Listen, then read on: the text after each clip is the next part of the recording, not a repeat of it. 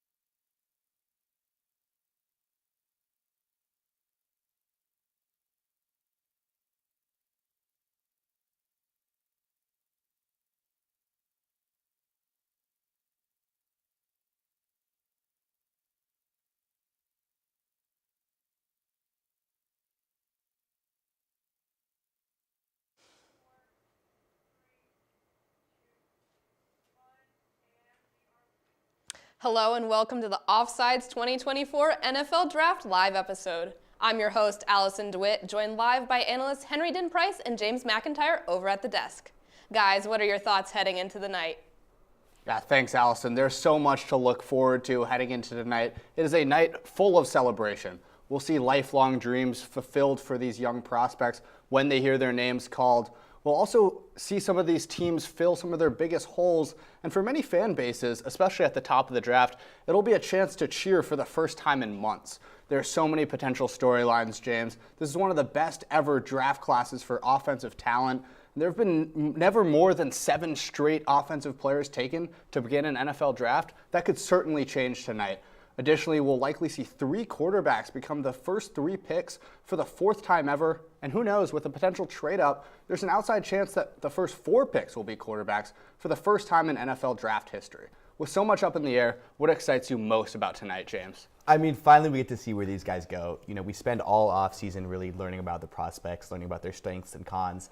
But the game in college is just so different than the NFL. And when you look at, for example, the position of quarterback, I think so much of their success comes around, who's their offensive coordinator, what wide receivers they have. The same way, like someone like Sauce Gardner has really blossomed as a great corner, and that was because that Jets defense was so strong to begin with. So, it's really interesting to see how this scheme fit's going to work. Do other teams value guys in different ways? So I think just seeing where these guys actually go, that's the draft itself, but I think that's definitely the most awesome part of the night. What about you? Yeah, for sure, James. That's a great point. When it comes down to player success in the NFL, nurture is often just as important as nature.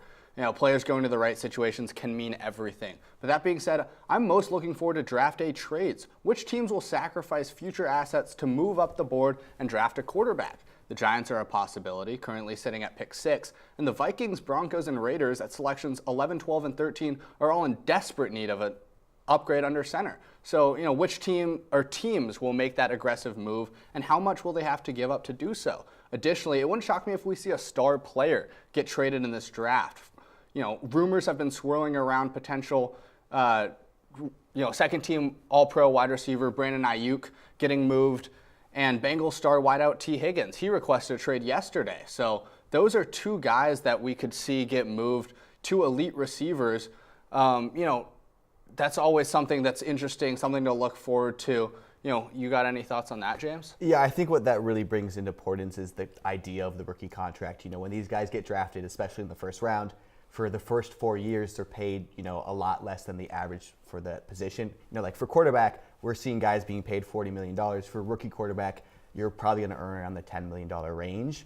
So when you are talking about, who's going to stay with the guy they have, like if you take Cincinnati, for example, yes, T. Higgins is great. He's a phenomenal talent. But when they are in this contention for a Super Bowl, they know they have to pay Jamar Chase. They have to continue to pay Joe Burrow. Paying T. Higgins on top of that just seems really tough. So it is just really interesting idea of where, in terms of contending for a Super Bowl, where's your team? And a lot of the times we see these trades work out. One that comes to mind is Minnesota when they traded Stephon Diggs to Buffalo. Buffalo got a great receiver, but Minnesota honestly won getting Justin Jefferson on a rookie contract. But it doesn't always go right. Do you have any thoughts on that? Yeah, most definitely. It doesn't always work out. And that's something for GMs to keep in mind is, it sounds nice. Oh, we can prioritize who we, want to pay, other guys who we don't want to pay, I don't know, in that $30 million per year range. We can let them go. But it doesn't always work out. The Titans learned that the hard way 2 years ago. They decided they wanted to ship off A.J. Brown for the 16th overall pick. The Eagles got a great guy in return, were able to make a Super Bowl run, whereas the Titans drafted Treylon Burks, who his NFL comparison for most people was A.J. Brown. They had a really similar play style, but he's not the same level of player. So when you're looking in the first round, obviously all of these players are supremely talented, but it's a big step up going from college to the NFL. Nothing is a sure thing. Yeah, and I mean, when you talk about trades in general, there's obviously, even in the absence of players, there's teams who always want to move up to get their guy, and there's teams that maybe the guy they really wanted and their spot has been taken, so they go back looking for draft capital. So it is going to be a night that it's unpredictable, even if everyone stayed with the picks they have, but with the ability to move up, move down, or just move for players in general, it's going to be really, really fun. But I think something that, isn't so unpredictable is the Chicago Bears desperately needed a quarterback. that's the team that's picking at 1. Do you want to tell us a little bit how they got the pick at number 1? Yeah, most definitely. We've been talking about trades. Last year, Carolina decided to move up for the first overall pick, but they gave up a haul in return. Wide receiver DJ Moore, who you see on the screen now, an elite wide receiver in the NFL, borderline top 10 guy, also gave up their first round pick this year, which has turned into this number 1 overall pick for the Chicago Bears. Gives them, a great opportunity, to fill out other spots on the roster with the extra picks they got from Carolina. Give, whichever quarterback it's going to be at number 1, established weapon in DJ Moore. Just really a slam dunk, home run, whatever metaphor you want to call it. Just an amazing trade for the Bears to be sitting at this spot despite not being the worst team in the NFL. Yeah, and the huge reason that trade went down is a year ago, the Bears still had Justin Fields, who, they didn't know whether he was the franchise guy or wasn't. So when they sat at number 1 because they were the worst team 2 seasons ago, they felt comfortable enough to do that trade with Carolina. Carolina ended up getting Bryce Young, and we kind of see the nasty side of that where they had to give up a lot to get up there, and then Bryce Young ended up having a really rough rookie season because he didn't have guys like DJ Moore, and that entire Panthers team kind of was left with not a lot of talent around him. And then when we talk about Justin Fields now, he's a Pittsburgh Steeler. After this season, I think there was a lot of ups, there was a lot of downs, but you suffered a brutal loss to Green Bay in the last week. And I think the Bears understand that they can't win a Super Bowl with that guy. So they made that trade, but now Fields is out, and Tyson Bagent is the starting quarterback slated right now for the Bears, which is just not something they can do. So they're probably going to grab a quarterback here. Yeah, most definitely. And I think we both know, or think we know, who this quarterback is going to be. Caleb Williams from USC has been the consensus number 1 guy for over a year now, which is really something that you don't see often. The number 1 guy doesn't normally stay the number 1 guy all throughout their final collegiate season. But, regardless, even if it's a surprise pick, maybe a Drake May, Jaden Daniels, which, would be very surprising, it's most definitely an offense that's set up for a rookie quarterback to come in and have pieces to succeed. Yeah, I don't think we're going to see a repeat of what happened with Bryce Young. Like you mentioned, they have DJ Moore, they have Keenan Allen, who they added this offseason.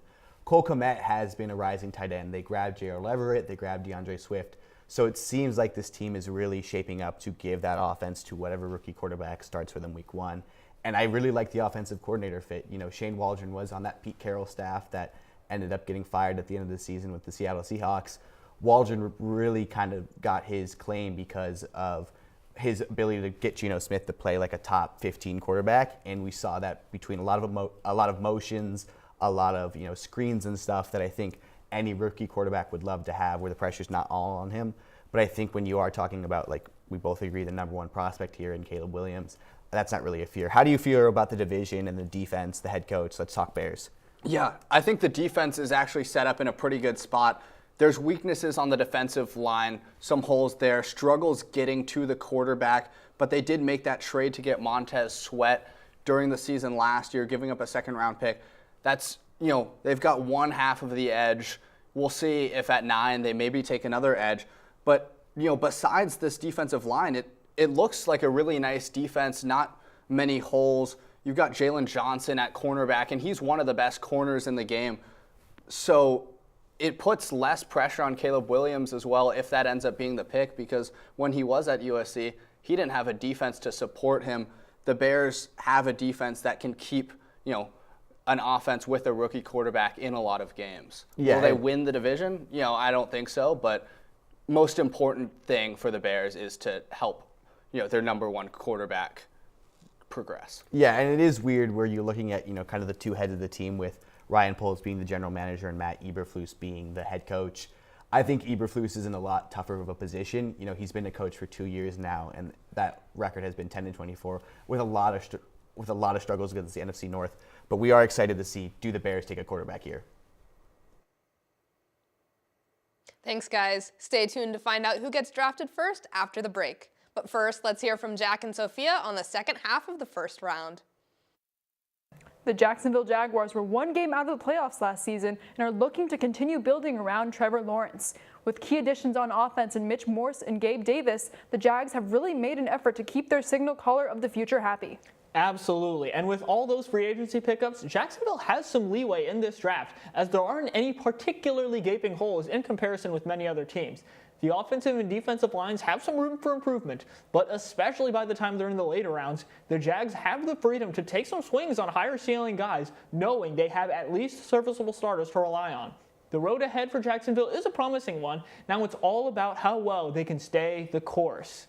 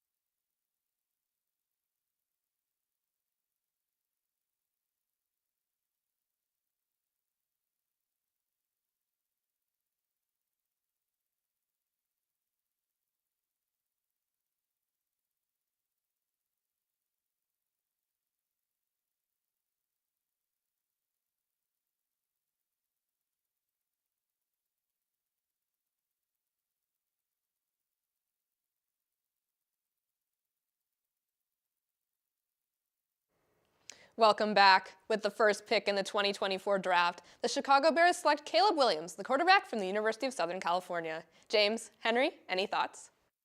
Yeah, I mean, this is definitely what we expected, what everyone expected, that Caleb Williams would go number one. You know, I think we both agree that this is the right pick. Caleb Williams is the best quarterback in this class and one of the best quarterback prospects we've seen in a long time. He can make any throw from anywhere. He's got elite arm talent. He's a playmaker. He extends plays. He's got elite accuracy, both in and out of structure. There's really not a throw that this guy can't make, and that makes him a can't-miss prospect. Yeah, you know, earlier in the offseason, people kind of put May and Williams next to each other, and then Williams pulled ahead again. And it is just like we were talking about. Like, he's the ultimate playmaker. He is really good on the run, but, you know, where we might knock other prospects for taking off, he always keeps his eyes downfield. And when you talk about going to the Chicago Bears, you know, I've been a Bears fan, and I've seen these prospects fall apart when it comes to Chicago. We haven't had someone have 30 touchdowns in the season or 4,000 passing yards in the season.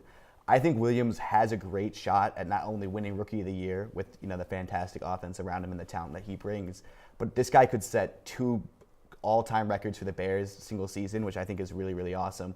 But I don't really get the same nerves that I had with Fields or Trubisky all those years ago. I think Williams is, you know, you said earlier, a slam dunk pick. And I'm excited as a Bears fan. Yeah, I mean, most definitely. And you've got to be excited about, you know, we mentioned it, but this offense that he's coming into, being able to trade for Keenan Allen in the offseason really just shows that this team is prioritizing and doing whatever they can to help Williams in his development. Getting a slot guy like Allen, who is known for his ability to create separation and make catches in the underneath and intermediate routes, is going to be so helpful for Williams getting his rhythm, not just throughout the season, but individually in games. And I think that's going to be something that's super exciting for Bears fans. So while this team might not be set up to, you know, win the division the first year, ultimately it's all about how does Williams look. And if he looks like, you know, the future in his rookie year, that's ultimately the biggest win for Chicago. Yeah, I agree on that. And, you know, we talked at the top of the show that the first couple picks are definitely going to be a lot of rookie quarterbacks. We now sit here with the Commanders on the clock, and it does feel like it's going to be another rookie quarterback. You know, the Commanders, I don't think, have had a good quarterback in a while here. But what do you think about the team in general? What holes do they need to fill? How do you feel about them? Yeah, well, obviously one of the biggest holes is the quarterback spot. Marcus Mariota is currently slated in as the guy, as Washington traded Sam Howell away this offseason, who was their quarterback, you know, last season, clearly making space for a rookie quarterback to come in. Mariota hasn't been a starter in, you know, at least 5 years, and so they're clearing that runway for a rookie quarterback to come in and not have to worry about a quarterback battle. They can come in with confidence. As far as this offense, you've got Terry McLaurin, who has been a Pro Bowler. That's going to be a really nice weapon to have. Curtis Samuel also, just a speedster, can create separation. But I do have questions about the offensive line. You've got two big holes on the left side. And I think when a quarterback, especially a rookie quarterback, is worried about getting hit from his blind side, that's definitely something that could rattle a guy's confidence. Yeah, I agree. I think the O-line is definitely something that we hope they address later on in this draft. But it feels like when you're talking about Samuel and McLaurin, these guys have been underrated playing in Washington for so long. And I really think that whatever quarterback's taken here, McLaurin's probably going to be the most talented guy that they end up playing with. And like you said, you can't run an offense with Marcus Mariota. I will say the signings of Austin Eckler and Zach Ertz do point to me that this is a Commanders team that's not going into a full rebuild mode. They are trying to contend. And I think when you look at the state of the NFC East, that is a possibility. You know, Dallas has been this juggernaut in the regular season and falls apart in the playoffs. And then Philly, who made a Super Bowl run 2 years ago, Hurts didn't really look like the guy this year. Do you think, we talked about the Bears, the number one thing they want from their guy is for Williams to look good. Do you think it's a different want for the Commanders, or do you think it's the same feel? No, I think it's the same want. I think ultimately the Eagles and the Cowboys are good enough teams that it should be a two-way race for this division.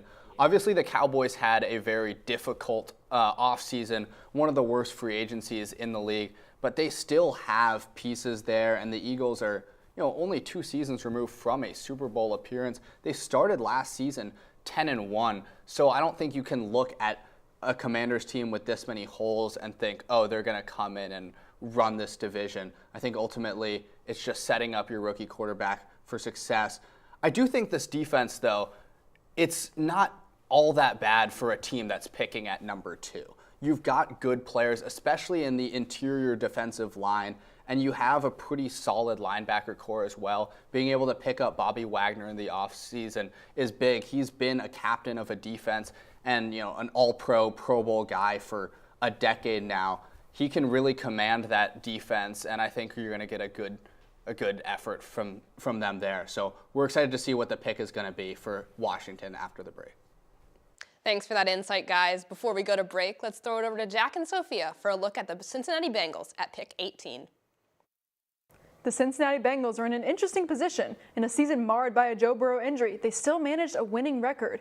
After a Super Bowl run in 2022 and a close loss to the Chiefs in the AFC Championship the year after, the Bengals have a chance to help reestablish themselves as a powerhouse in the conference. And to do that, they'll need to keep Joe Burrow well protected and healthy. With all of the talented pass rushers in the league today, including premier guys in TJ Watt and Myles Garrett in your division, the offensive line needs to be on point to keep the signal caller from taking too many hits.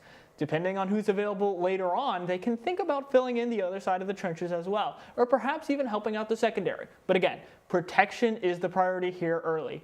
The Bengals have a great offensive core with Burrow, Jamar Chase, and T. Higgins. They've proven that with a solid team around them, a deep playoff run is highly possible, if not likely.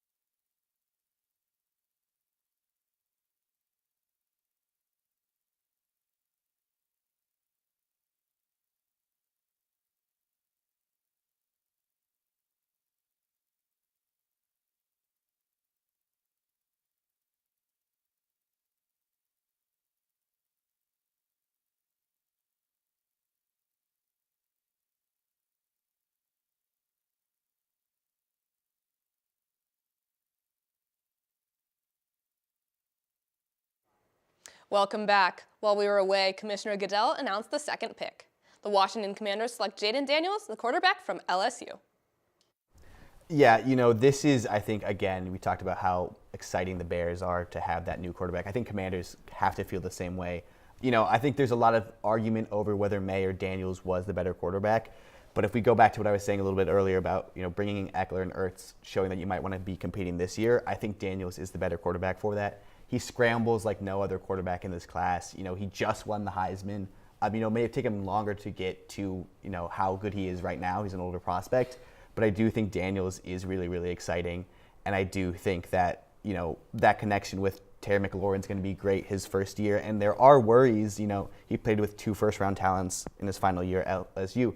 But Curtis Samuel and Terry McLaurin are as good of a wide receiver you could want for a rookie duo.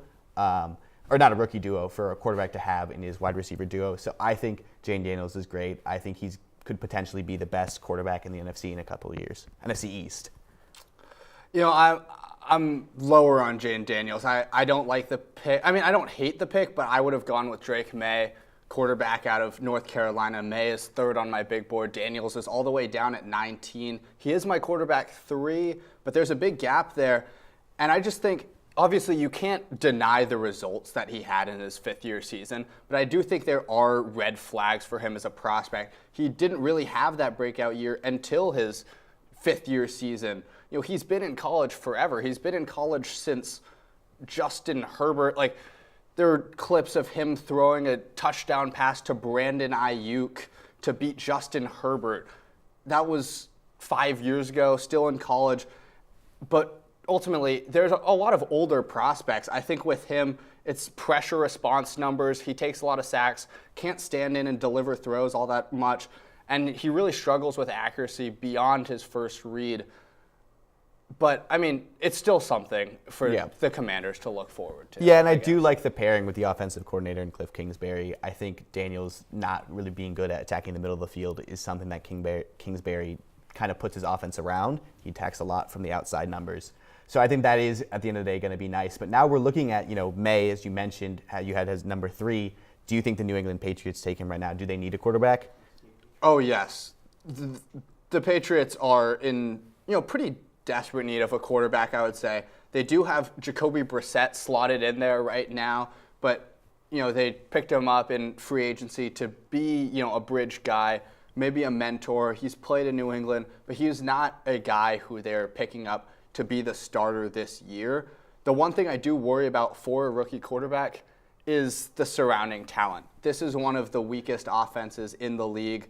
You've got a weak offensive line, especially at left tackle, a glaring hole. And we talked about quarterbacks struggling with, feeling confident about getting hit on their blind side. That's definitely a big need that maybe the Patriots fill later in the draft.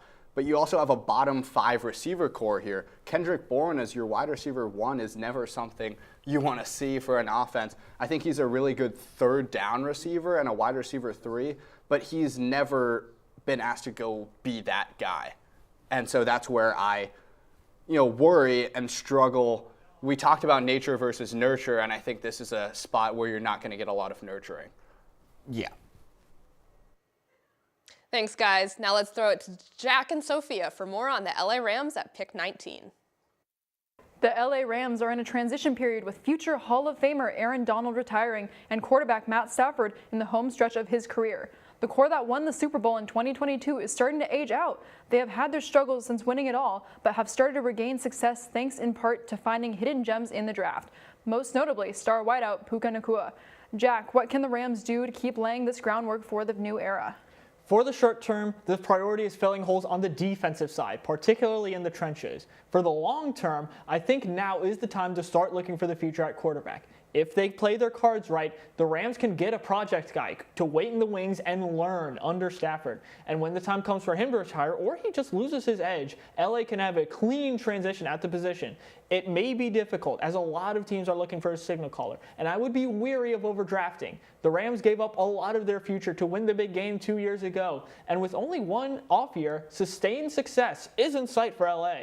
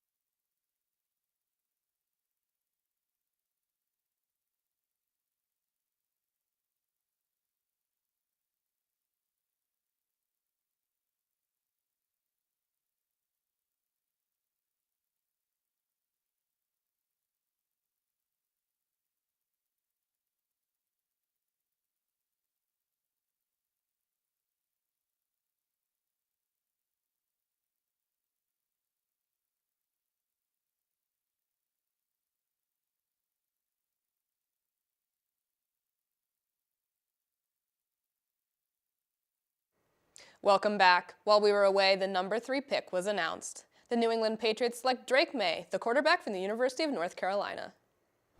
Yeah, I love the pick. I think New England gets really lucky for Drake May to fall to them at 3. You know, we mentioned that there's going to be concerns about how they build the offense around him, but he has all of the talent. He reminds me a bit of Josh Allen or Justin Herbert. He's got all of the physical tools. He's got a huge arm. He's got the size at 6'4", about 220. And he's just such a good passer outside of the pocket. We mentioned how this offensive line could break down a little bit. He is a guy who can make throws on the run.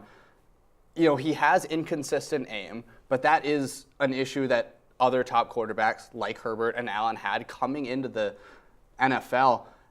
And I just think he has sky-high upside, and I think that New England should be really, really excited about this guy coming in. Yeah, and another positive is, no one when watching him at North Carolina didn't recognize the fact that his offensive line wasn't that great. Every play it felt like he was scrambling around. And the same thing could be argued for his wide receiver core. 2 seasons ago was his best season, but that was 2 NFL wide receivers out there with him. And then this season was less impressive, but there's still those flashes. And when you're going to a team like New England, where it seems to be the same case, I think he's used to this. I think he is going to be a great playmaker. And like you said, those big red flags are very coachable, and it's kind of a lot what you expect from a rookie quarterback. I do have the question to you: do you think Jacoby Brissett starts Week 1, or? Yeah, it wouldn't surprise me if he starts Week 1, but ultimately I think that May is in there by the end of September or early October. I think just his skills are too hard to deny. And also, when we talk about a team that has this tough ecosystem, May is the best quarterback at finding receivers beyond the first read. So when we talk about these receivers that can't get open, May is someone who can scan the field really well and find guys. So I think ultimately there will be success there in New England. But now, moving on to the 4th overall pick, Arizona's here. First team that's really not quarterback needy. What do you think they go with here? I think when you look at the offense and when you look when they've played best, obviously there's new coaching staff, but like you said, they have Kyler Murray. I think it has to be receiver here. When you go back to that season where they were 11-0, it was because Murray and Hopkins really figured it out. And Kyler Murray has shown these incredible flashes of talent, but he hasn't always been given the best tools around. And I think they're solid at tight end. Trey McBride kind of had a breakout year last year, and they picked tackle last NFL draft. So I think that's kind of coming into form. But I really think the wide receivers they have out there, it's right up there with New England, which is really unimpressive. And if you really do trust Kyler Murray and you paid him like you trust him, I think you have to go out and grab a wide receiver. Yeah, I totally agree. I think Michael Wilson is the one highlight in this wide receiver room. He was a 3rd-round rookie last year who really outperformed his draft standing, but he's not the X guy that you want in this wide receiver room.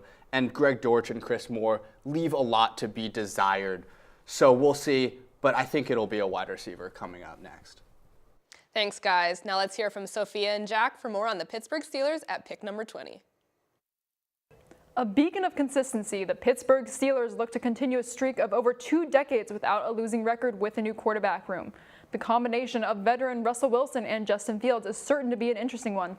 100%, Sophia. Both of these guys are some of the most scrutinized quarterbacks in the league. And so, giving them the support to flourish is the name of the game here. With solid targets, plus a run game and defense to rely on, I can see Wilson stepping into a game manager role. And if he finds it in himself to step into a mentorship role for Fields as well, that is a solid recipe for the future. To do that, the offensive line needs some fortification, and a wide receiver too to complement George Pickens wouldn't hurt either. While both guys have their question marks, I would hold off on drafting a signal caller barring a precipitous fall of one of the top guys. Fields has shown flashes of great play, and losing his trust by drafting another guy, especially early, would be a huge mistake.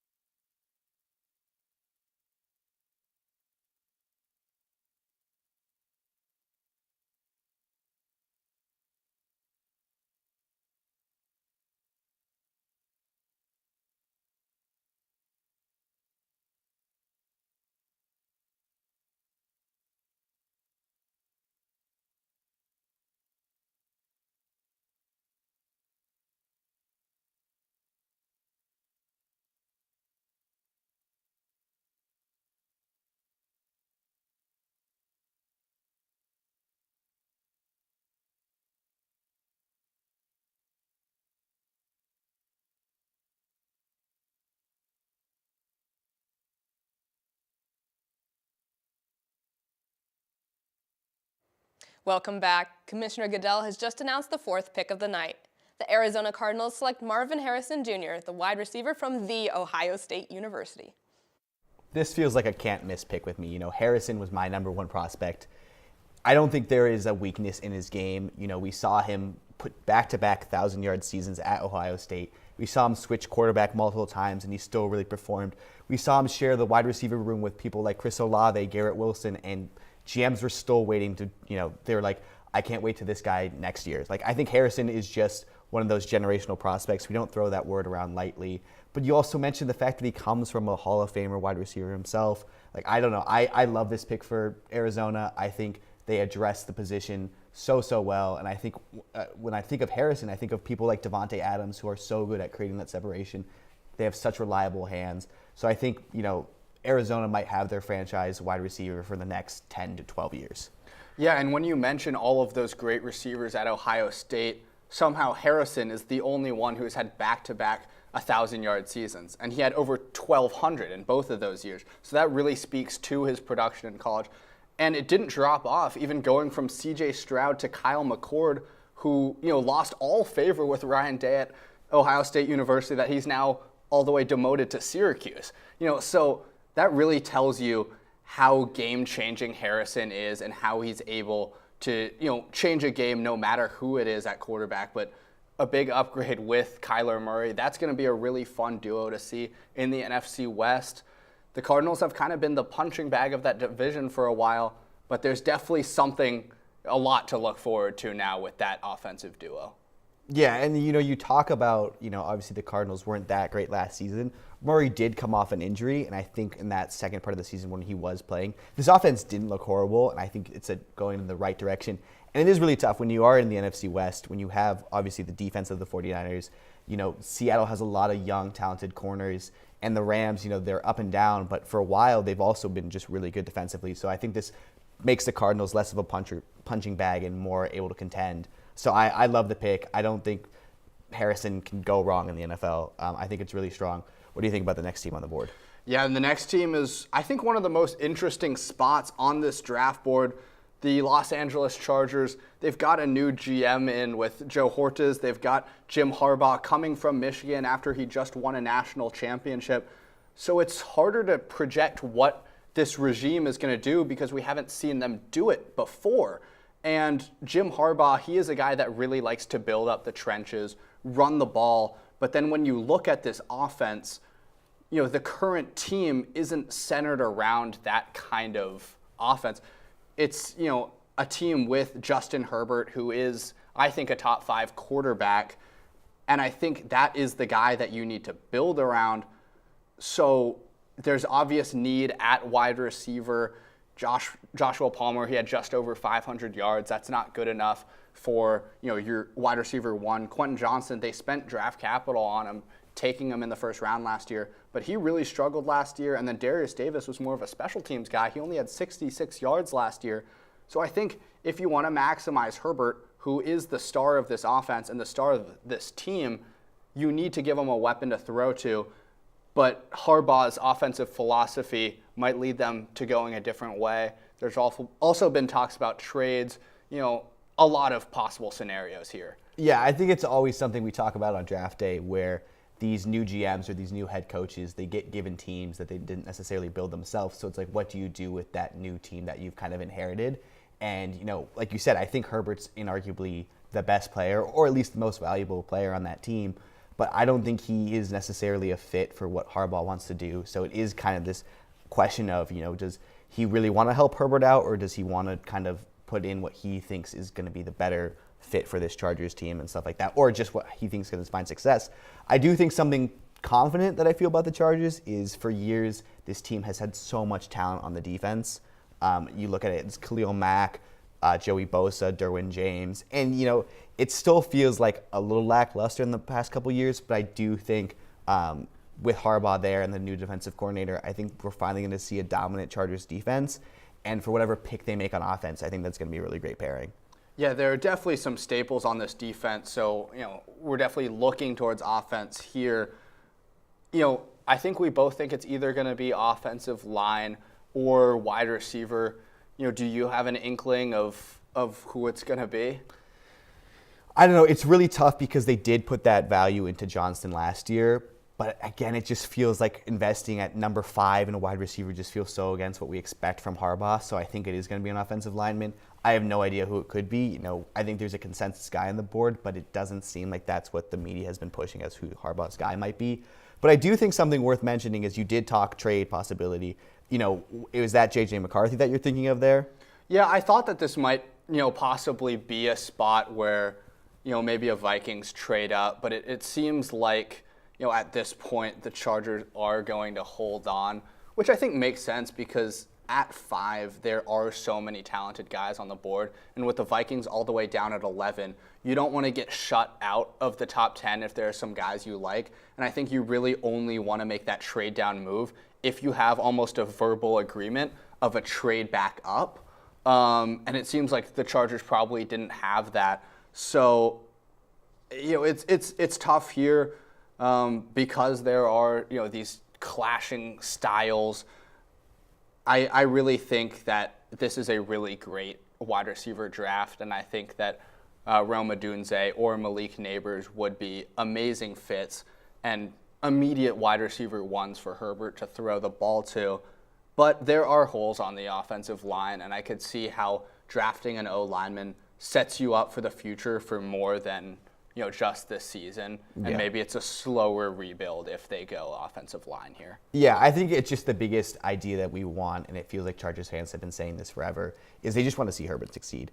I think regardless of the talent around him, he has, done a really good job. He's been setting records. I think he set some his rookie year, but we saw the loss of Keenan Allen, who's obviously now a Chicago Bear. Mike Williams left. He is now a New York Jet.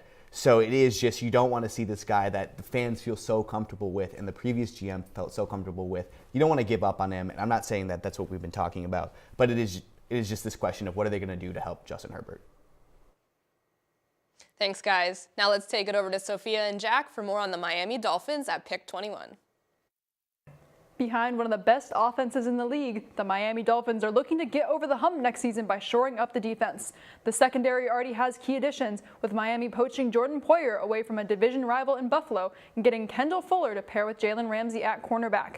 Jack, what does that leave for draft goals? Well, Sophia, industry wisdom is to build from the trenches out, but the Dolphins, as is the case with a lot of industry wisdom, seem to be going against that. They have great skill guys on both sides of the ball, but still some holes to fill on both lines. Fortifying the offensive line is particularly important, as Miami has a lot of speedsters, namely Raheem Mostert and Tyreek Hill, that would benefit from widened run lanes or extra time to run longer developing routes. The Dolphins under Mike McDaniels are really fun to watch, but now they have a chance to become a more balanced team that can really compete with the best the league has to offer.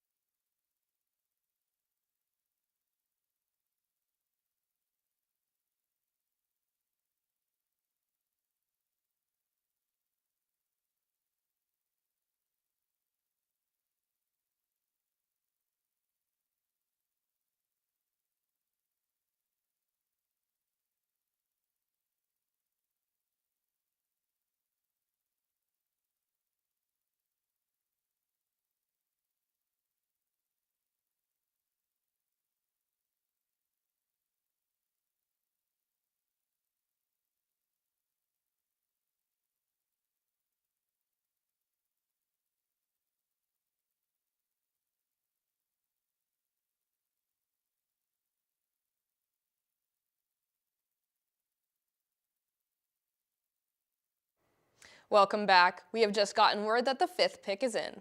The Los Angeles Chargers select Joe Alt, the offensive tackle from the University of Notre Dame. I put Alt in the same conversation as I put Harrison Jr. and Williams, and it's the guy I alluded to earlier as kind of that consensus number 1 tackle. I think, a lot of these guys who we're looking at tonight, some of them are better in the pass, some of them are better in the run. I think Alt is really dominant at both, and I think the fact that he comes from, the Midwest and Notre Dame, I think that's right up Harbaugh's alley. And, when you watch the tape on Joe Alt, I think by far the most astounding thing is just the way he walls off plays. So when you're talking about a run game that's going to be run by Greg Roman from Baltimore now, Alt just shuts down defenders and opens up lanes for them to run through. And I think when you pair that with Northwestern tackle Rashawn Slater, I think Alt's probably on the slide to the right. or he can potentially play at guard.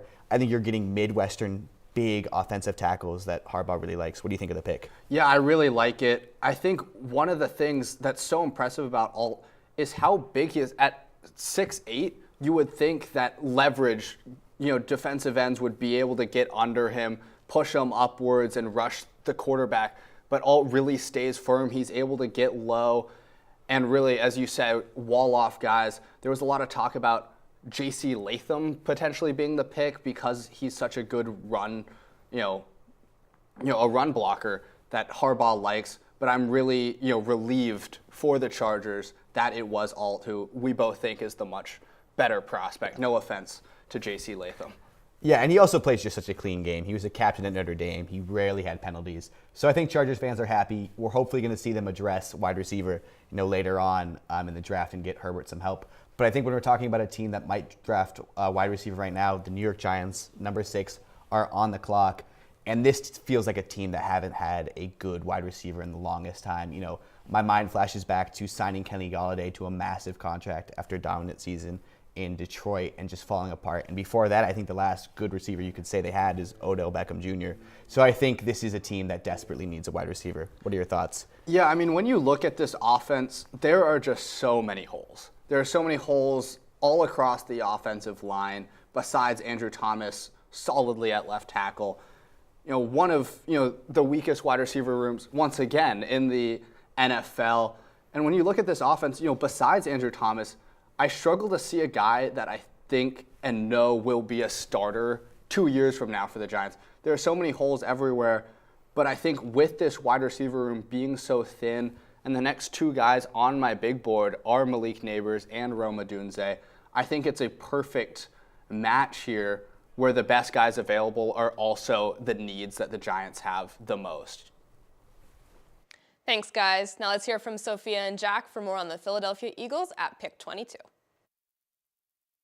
The Philadelphia Eagles are coming off a pretty disappointing season. After making it to the Super Bowl the year before and starting 10-1, the offense went cold and they ended with a whimper against the Tampa Bay Buccaneers. What's more, that was the final game of Jason Kelce's career.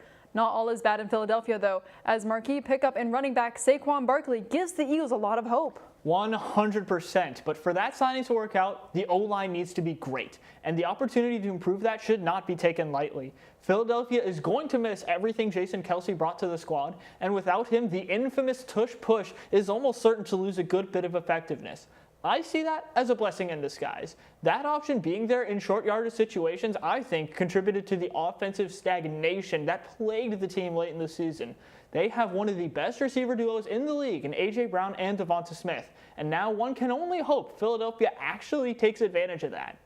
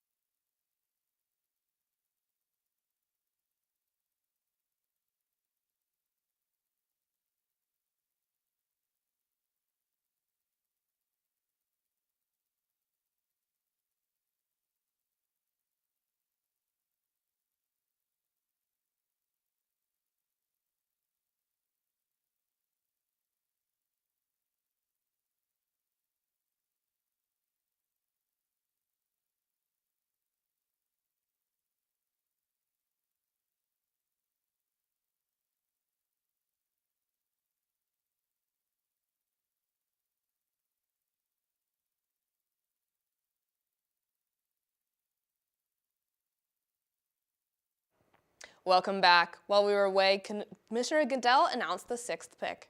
The New York Giants select Malik Neighbors, wide receiver from LSU. I think this is an amazing pick, James. When you look at Malik Neighbors, he had all of the production last year, 14 touchdowns, close to 1,600 yards, paired with Jaden Daniels. He's a really elite speed guy, creates a lot of separation, really good yards after the catch, can catch on vertical routes, go routes. He ran a lot of those at LSU. My pro comp for him is an upgraded Brandon Ayuk. I think that he is a better player in terms of those vertical routes and making catches, but he has a lot of those yards after catch and separation skills that so many GMs and teams really like, and I think he's going to be Daniel Jones' best friend next year. Yeah, you mentioned those separation skills, and when we're talking about so many rookie wide receivers, I think that's what really sets people apart. Because when you go down the board, there's a lot of guys who can make really impressive catches, but the ability of Neighbors to just find separation and work in open space, I think, is truly amazing. And when you talk about Daniel Jones, you said he might be his favorite target now. Daniel Jones has not worked with a lot of talent in New York, and they paid him last season after a playoff win. So they're sort of stuck with Daniel Jones now. They can get out of the contract in a couple of years, but I think what this team is really choosing to do is embrace the fact that they do have Daniel Jones, who I think is by far, not the worst quarterback in the NFL, and they're giving him a weapon that he can finally fully take advantage of. How do you like the fit with, a Brian Dable offense? I think it's great. I think this is a type of receiver that Brian Dable likes a lot. This is a team that has, they haven't invested too much in wide receiver, but when they do, it is for these speedster guys who can create separation. Malik Neighbors is more athletic than all of these guys, so he's really, these lesser wide receivers. Malik Neighbors has a similar skill set, but just on steroids almost. He can create space better than any of these guys, I would say. And I think it's really telling that in the last few seasons, Darius Slayton has been the guy who gets a lot of the targets, and yet the team has never wanted to extend him. I think Malik Neighbors could slide in and be that replacement and be, a much more promising player. Yeah, so a great pick for the Giants. Now we're sitting here with Tennessee at number 7. And I think, a lot of people would have loved for them to go grab Joe Alt. Their offensive line isn't super impressive, but I do think there's a lot of impressive offensive tackles left. Do you think tackle is where they go? I think tackle is definitely their biggest need, so it would not surprise me at all.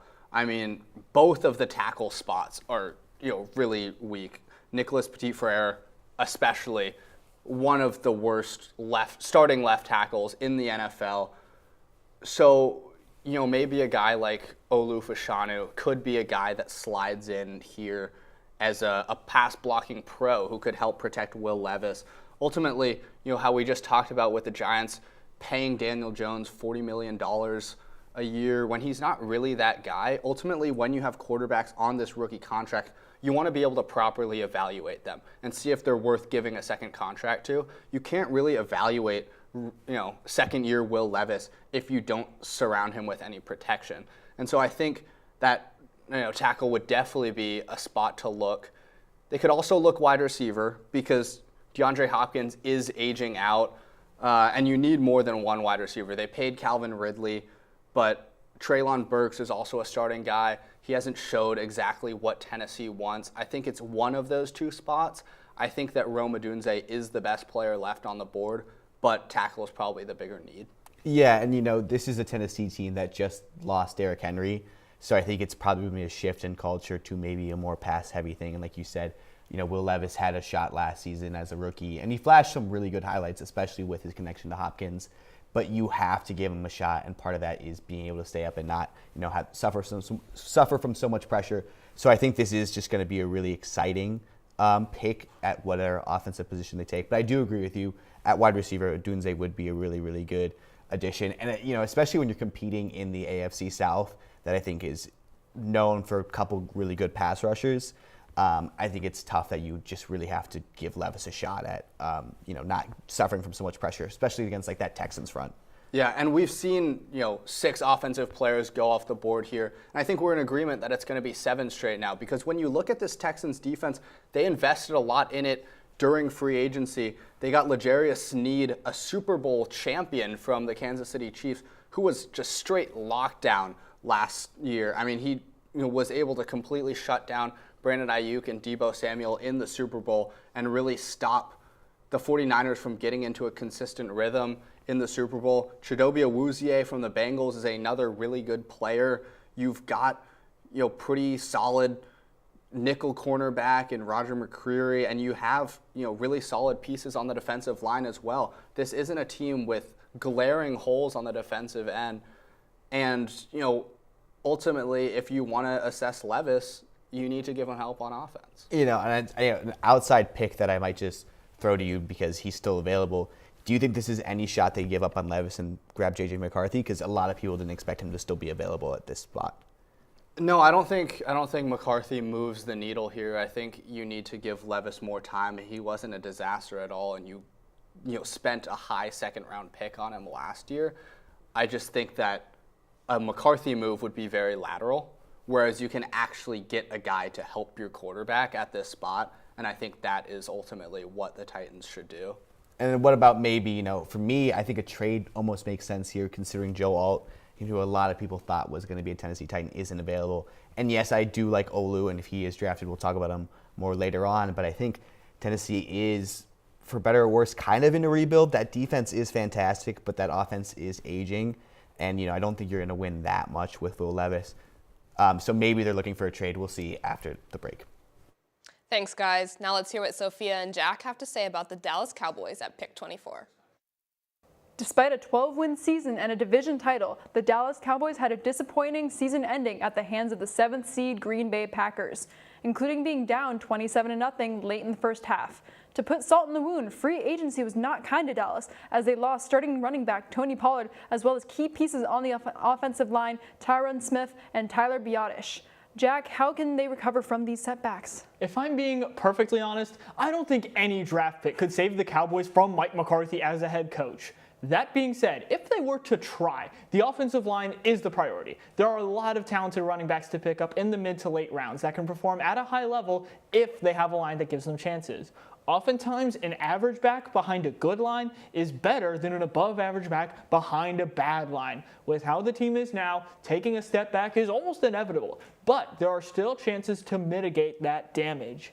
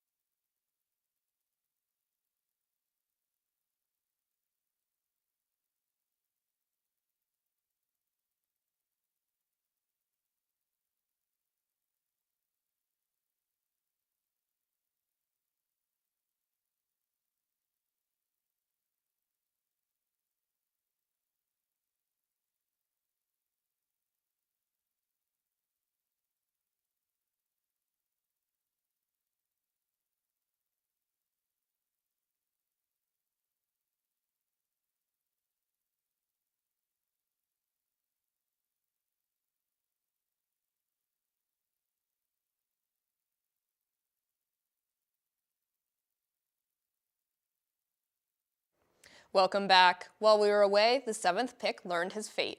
The Tennessee Titans select J.C. Latham, the offensive tackle from Alabama. I'm stunned. I am so stunned. We thought that it might be offensive tackle, but I never would have thought that it would be J.C. Latham. He's the 6th tackle on my big board. I have him 22nd overall. He is a really good run blocker, and he's got the physical tools. He's, 6'6", 342. He's got over 35-inch arms, so that might project well at the next level. But he also had 18 penalties in the last 2 years. He's so grabby. He's a pretty raw prospect. And given the tools he has and the offensive, the capabilities he has, I don't think he mauls people as much as you would hope for. He's not as aggressive as I would hope for from a lot of top offensive tackles. So I know that tackle was the spot, but there are 4 tackles I would have picked before I picked J.C. Latham. Yeah, especially when we talked so much about protecting Will Levis. I don't think pass blocking is Latham's specialty. And, not to just add on to the slander here, but I think when you're talking about a guy that might project better as a guard, that means don't take him at number 7. So they might have just fallen in love with what they did see with the run blocking. But he's a right tackle. He's not even a left tackle. So it is just a really questionable decision by Tennessee. We'll see how he plays in this coming season. But to, kind of end that conversation, because I don't want to talk about Latham anymore, how do you think about Atlanta here?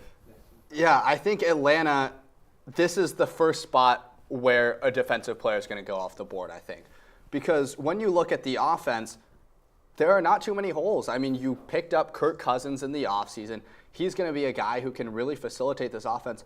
Last year, they had the pieces. It's just that they had Desmond Ridder at quarterback, and that was the big struggle. But you've got Bijan Robinson, who you invested in. You've got Kyle Pitts, who, while he hasn't lived up to that 4th overall pick selection. He's still a solid tight end, top 10 guy, a pretty solid, wide receiver core, not a super alpha number 1 guy currently, but definitely serviceable and guys that Kirk Cousins can get the ball to. And the offensive line, very good as well. Yeah. Just for the sake of discussion, I am going to disagree with you here. I do think, one of those defensive picks could be smart, but I'm not sure Atlanta betted on the fact that J.J. McCarthy is still going to be available here. And when you talk about, again, this is an offense that's set up to honestly be really elite for the next couple of years. I think with Kirk Cousins' injury, he's coming off that, and with his age, I think if you slot in J.J. McCarthy, I can see your face, you're shocked, but I think if you slot in J.J. McCarthy in, year 2, I think we see a lot what happened with the Green Bay Packers where, Aaron Rodgers was there and they took Jordan Love instead. I think the argument comes to, are you setting yourself up to contend for this season, or do you think setting yourself up for the future may be better? Well, I think the NFC North is the weakest division in the NFL. And so in that case, you have to set yourself up for this season because it's an easy division to win. And when you look at the defense, there are holes on the edge. I think some of these edge players are some of the top defensive players in the draft. Dallas Turner could easily be a guy here, an edge rusher from Alabama. I think that he would be the perfect fit for Atlanta. I don't see McCarthy at all. You just gave a 4-year hefty contract to Kirk Cousins. I don't see how that helps you. If they were in a spot where maybe they're better, because Green Bay was better, they picked Love at 26. Here you still got some great guys on the board, and I think they pick someone other than McCarthy here. Thanks, guys. Let's take it over to Sophia and Jack for more on the Green Bay Packers at pick 25. The Green Bay Packers are ahead of schedule, coming off an upset win versus the Cowboys in the wild card and giving San Francisco a run for their money in the divisional round. With the addition of star running back Josh Jacobs, Green Bay is looking to fast-track their way to being a contender in the NFC once again. Absolutely. Jordan Love has come into his own and is well on his way to continuing the tradition of great Packers QB play. That being said, the trenches on both sides still need to be fully built out, and another safety to replace the loss of Darnell Savage would be appreciated. Sustained signal calling excellence is something every team wishes they had, but the Packers still have some work to do if they're going to take a spot as NFC royalty in the coming years.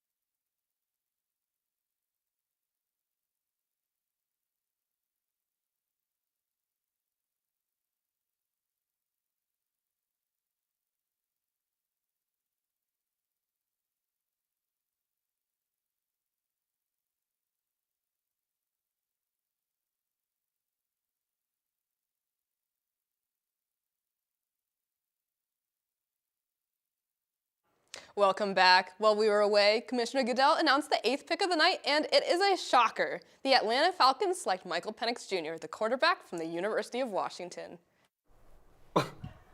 What are they doing? I don't understand what they're doing.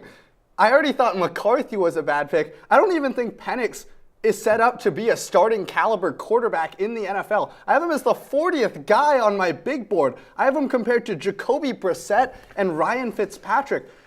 He's not an accurate quarterback. I think he's so helped out by all of the star receivers that he had at Washington. Rome Odunze, who's still on the board, but should go in these next couple picks. And then Jalen Polk and Jalen McMillan, who should be day 2 draft picks. Michael Penix, he's 23.9 years old. He's about to turn 24. He's had multiple torn ACLs, had 4 season-ending injuries. I can't believe it. He didn't look good when he was at Indiana. He really just thrived at that Washington system. And I think it's easy to thrive in the Pac-12 when you have 3 elite NFL wideouts. I'm so stunned. Yeah, Yeah. I made a big argument for McCarthy, and that is because he's young and he has all these athletic tools, and I think he shows these flashes of greatness. I don't really feel the same way about this guy. I trying to at least give Atlanta credit. I think the idea is maybe they're not so sure about Kirk's injuries, or in the case that he does suffer another one, they don't want another season down the drain, and they grab a guy in Penix who, yes, I do agree with you that he was very much surrounded by good talent. Atlanta is another situation where he's surrounded by really, really impressive talent. And, something sneaky about his game is he's really good on the scramble. He threw a lot more downfield passes on the run than even Daniels did. But I just think at the value here, and you could have gotten this guy so later on in the draft, I think it's really questionable. But best wishes to Atlanta. I'm still stunned. Yeah. I know you want to talk about the Bears, but I just want to say, with Kirk Cousins on a 4-year deal, if you wait 4 years before you start Penix, you're starting him at his age 28 season. Why would you spend an 8th overall pick on that? It's pretty mind-boggling. But, we can move on. It's going to take me a little bit, but we can move on. I think that potentially now at number 9 for the Bears, it could be, the reason why Michael Penix had success at Washington, Rome Odunze possibly? Yeah, I think Odunze would be a good fit. It's just going to be this question. Do you think that they're going to continue to just invest in the surrounding talent around Williams? Or this defense does have some pretty, lackluster spots on the defensive line. So it's going to be a question of whether they believe more in Matt Eberflus, I think, and want to give him a better shot with that defense, or again, just setting up Williams. I think they're really happy Odunze has fallen regardless, and I know that's a lot of what a lot of fans are kind of hoping for, because again, when there's just been so much turmoil in the past of are these Bears quarterbacks capable of being good at football, I think Williams getting Odunze could prove that. Yeah. Thanks, guys. Here's Sophia and Jack with more on the Tampa Bay Buccaneers at pick 26. The Tampa Bay Buccaneers were one of the surprise teams of last year. With the resurgence of former number 1 pick Baker Mayfield, Tampa Bay stunned the Eagles in the wildcard round. Through free agency, they've kept a lot of that core intact. Now the question is, how can they build on that? Now, I'm recommending that a lot of teams fortify their lines, but for the Bucs, it goes double. The entire inside O-line has gaping holes, and on the D-line, Vita Vea is looking rather lonely in terms of having complementary edge rushers. Look, it's no secret that the NFC South is a questionable division right now, and as of this moment, Tampa Bay is in a good position to run it for the foreseeable future.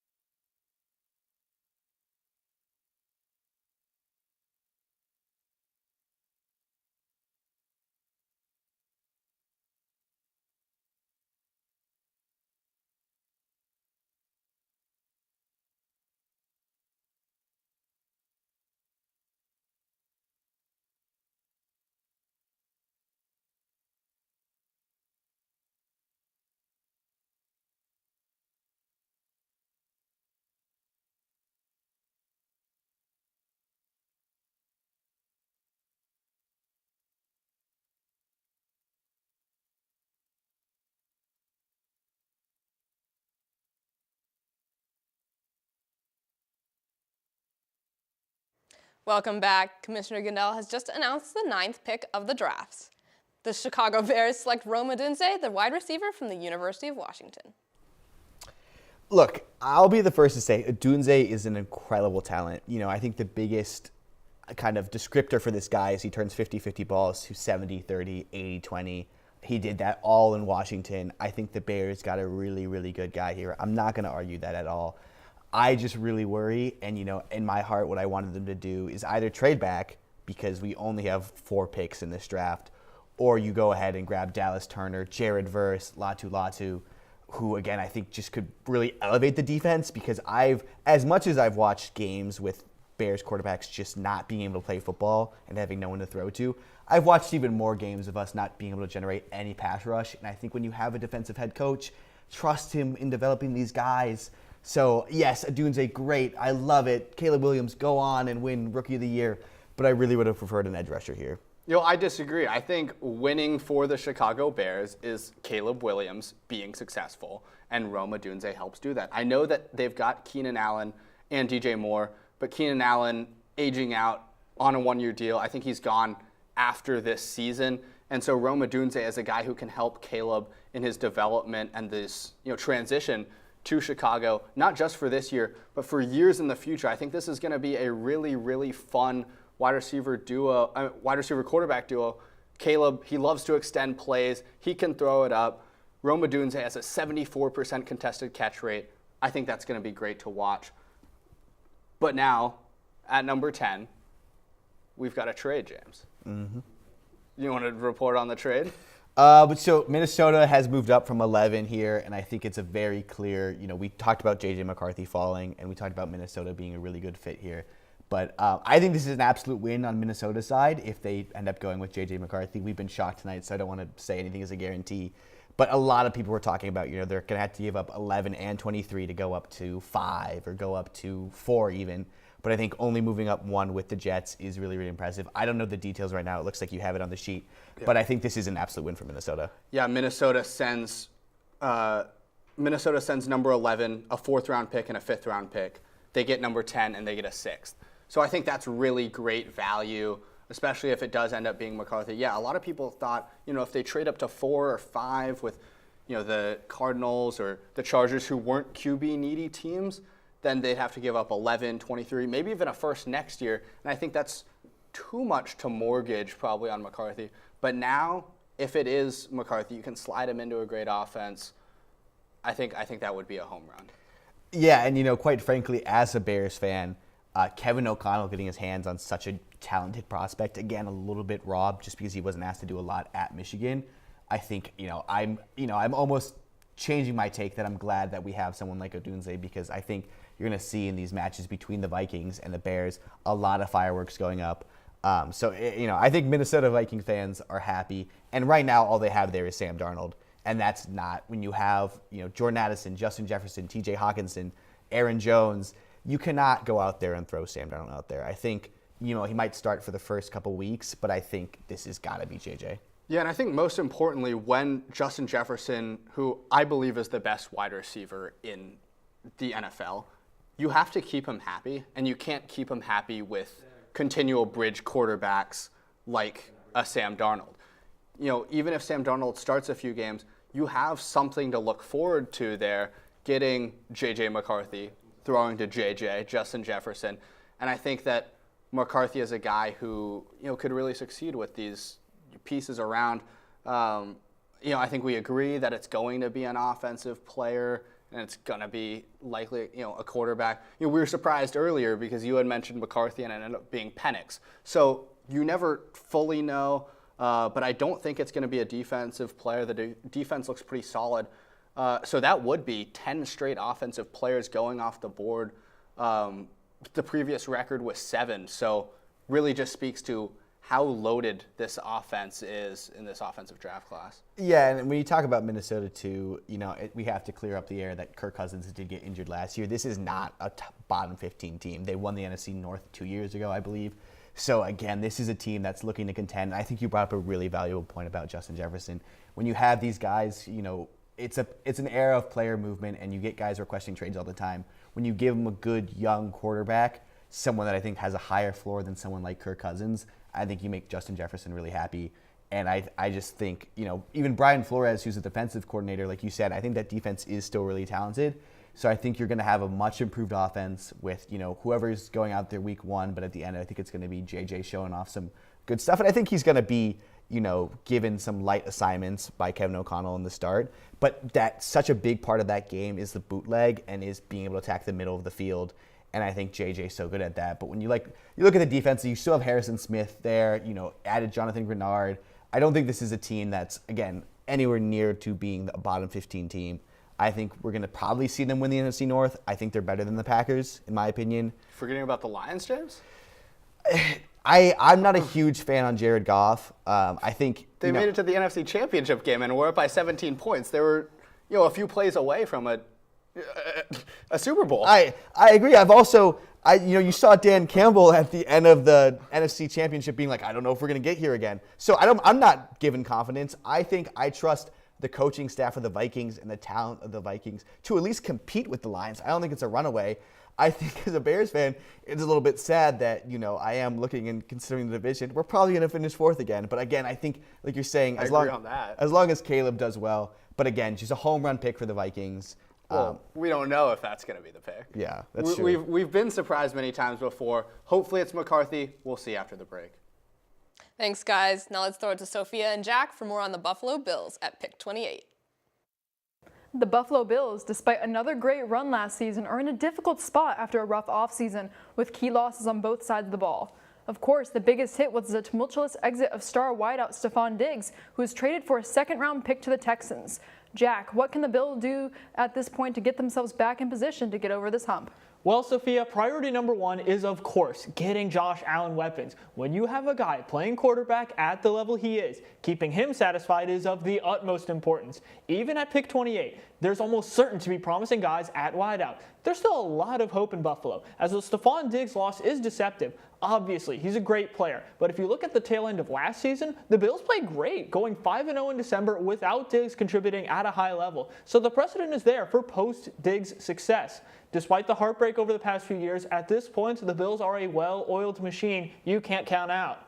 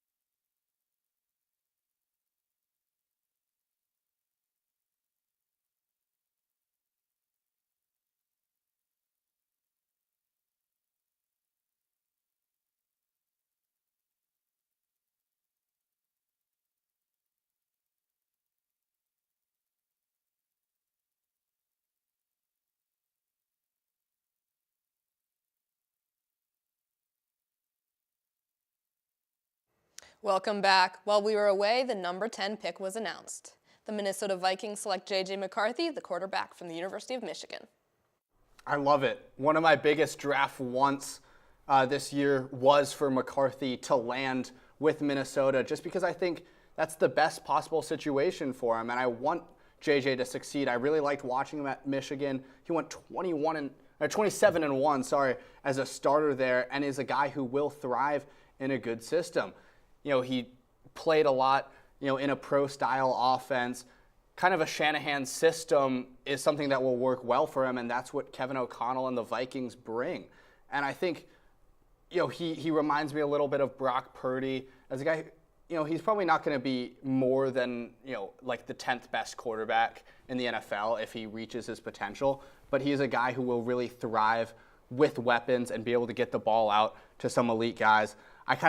My comp for him was a ball of clay, because I think he's really moldable to whatever system and offensive ecosystem that he would get. And I think being able to hand the ball off to Aaron Jones, get the ball out to Hawkinson, Addison, Justin Jefferson is just going to be great for McCarthy's development. And you dissed the Lions.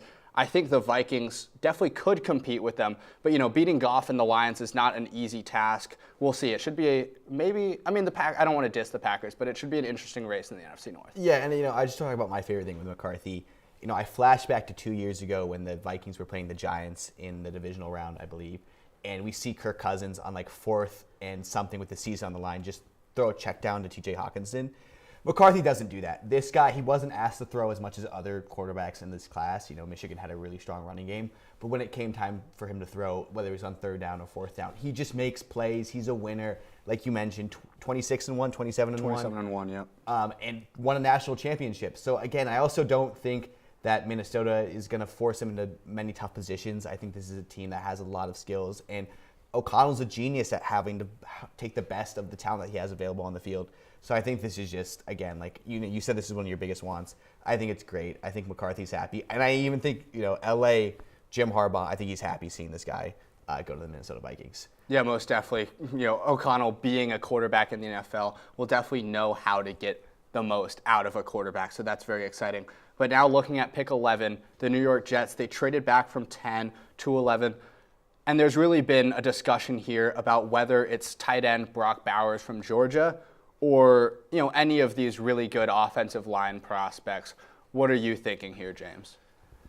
I think it is tough. Like you said, if I'm going to just be honest, I think to me the most important thing is to keep Aaron Rodgers up. I think we've seen this guy, and yes, he's definitely on the older side now, and he's coming off an injury, but I think we've seen this guy make a lot with not a lot of offensive talent, and I think keeping an offensive line in front of him is important. So we'll see whether they grab Bowers or an offensive lineman here. Thanks, guys. Now let's hear Sophia and Jack's thoughts on the Detroit Lions at pick 29. The Detroit Lions are coming off one of, if not the most exciting season in franchise history. Led by the all-in mentality of head coach Dan Campbell, Detroit finally ended the longest losing streak in postseason history by besting former Lions signal caller Matt Stafford in the wild card. Then went on to nearly beat out San Francisco for the team's first Super Bowl appearance. Dan Campbell mentioned earlier, after that game, they might not have another run like that. Jack, how can they make sure that prediction doesn't come to pass? There are no guarantees in the NFL, but for Detroit to put the odds in their favor, the addition of another pass rusher to complement Aiden Hutchinson would be helpful. Other than that, this draft is mostly about retooling in the secondary and linebacking core. While they've lost a number of guys in free agency, the foundation is still very strong.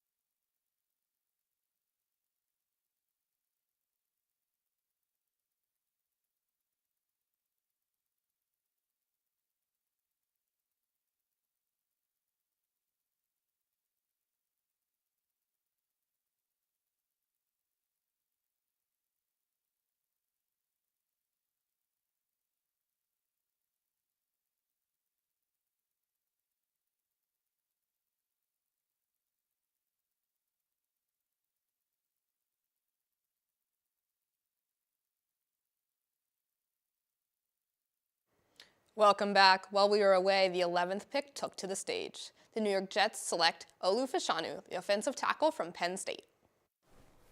Yeah, I mean, Olu is a great pick for them. I think, we were talking about whether they're going to take Bowers or an offensive lineman. But I think the Jets did a phenomenal job in the offseason in grabbing offensive weapons for Aaron Rodgers and grabbing 2 tackles for him to be protected behind. Just when you think of Moses and Smith, they're not exactly, ideals of health, and they are getting old. So you grab someone like Olu. And, we mentioned at the start that Joe Alt is kind of the best in the middle. Olu is the runaway best player in just terms of pass pro. We saw him at Penn State. He is just an obscene athlete. And when you are going to probably be this pass-heavy offense behind Aaron Rodgers, Olu is just like a rock. This guy is so athletic. He mirrors the defender so well, and it feels like once he gets his hands on you, it's over. So I really like this pick. And again, I think they made a smart decision that Aaron Rodgers has shown in the past that he can do a lot with offensive talent that might be lacking. And there is so much offensive talent later on in the board, but there's no one like Olu that you can get after this pick. Yeah, I definitely think in terms of offensive tackles and being able to protect Rodgers when he's dropping back, Olu Fashanu makes a lot of sense, especially because Tyron Smith, while he is a great player, it's been about 10 seasons since he's been healthy for a full 16 or now 17 game season. I do think it's not the most ideal fit in terms of Breece Hall, running back for the Jets, who's been a breakout star. that's something where Olufushanu, he works and moves backwards a lot more fluidly than he does forward. And so, it's maybe not a pick that, Breece Hall loves, but when ultimately the floor of this team just completely falls if you don't have Rodgers in there, keeping someone to keep him upright should be a good move for them. Yeah, and I don't know what it's going to look like in terms of the starting five that the Jets bring out. I don't think Olu projects very good as a guard for the reason that you're saying. He's not super versatile. Yeah, but this is a good pick that regardless of whoever comes in after Aaron Rodgers, the Jets are going to have a great left tackle for years to come. But, they made their pick, and now we have the Broncos on the board. What do you think of this team? I would say the Broncos are the biggest dumpster fire in the entire National Football League. And that's not putting it nicely. That's not putting it mean. That's just what it is. They made a trade with the Jets for Zach Wilson a couple days ago. That doesn't change their quarterback problem. You saw the Jets, end up with a top 10 pick this year because Zach Wilson could not sustain an offense whatsoever. There's so many holes on this team. I was kind of hoping that they would be able to trade down and collect more assets because they don't even have a second-round pick. And so that's when it falls into the range of, do they reach and take Bo Nix here? Because he's going to be, if he's not drafted here, he's going to be drafted before pick 76, which is the next pick the Broncos have. But at the same time, they're not even in year one of a rebuild. I would say they're in year 0, and there are just so many holes and really no way for this team to compete this year. Yeah, and it is such a downfall from grace, like you're saying, where I think it was 2 seasons ago they acquired Russell Wilson from the Seahawks, who, yes, he was over the hill, but he was still really, really good in Seattle, and you thought you put him in a new uniform, a new spot, with some decent wide receiver talent that we're going to see Russell Wilson, what do you say, let's ride Broncos country. But it was, talk about dumpster fires. He's now a Pittsburgh Steeler. And like you said, you have Zach Wilson as the starting quarterback. Sean Payton's a mean man. He's a really good offensive coordinator, but I don't think he's known for his kindness. And I think Zach Wilson's already, who suffered so much in New York, that I don't like that pairing at all. And I think if that's your starter going into the season, like you said, it doesn't even, I would go even farther and say you're -1 of a rebuild. So I just think this Broncos team is not really exceptional. And I think when you do talk about someone like Bo Nix, yes, he is a good fit for Sean Payton's system.